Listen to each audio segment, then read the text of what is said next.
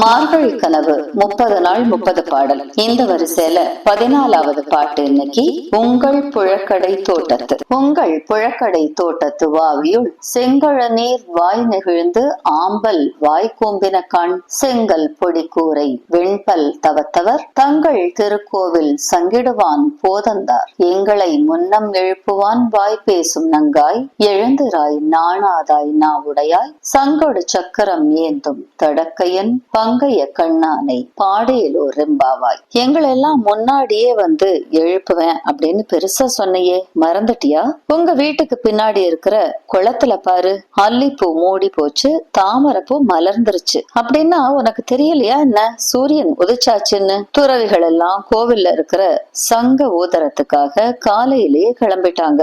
சங்கு சக்கரத்தோட இருக்கிற அழகான கண்ணனை பாட எல்லாரும் ரெடி ஆயிட்டாங்க. ஆனா நீ மட்டும் இன்னும் தூங்கிட்டே இருக்கியே, சீக்கிரமா எழுந்துரு அப்படின்னு தூங்கிட்டு இருக்கிற பொண்ண எழுப்புறா கோதை. வாக்கு கொடுத்தா அதை எப்படியாவது காப்பாத்தணும். அததான் இந்த பாட்டு நம்மளுக்கு சொல்லுது. இனி நாளைக்கு அடுத்த பாட்டோட வந்து நான் சந்திக்கிறேன்.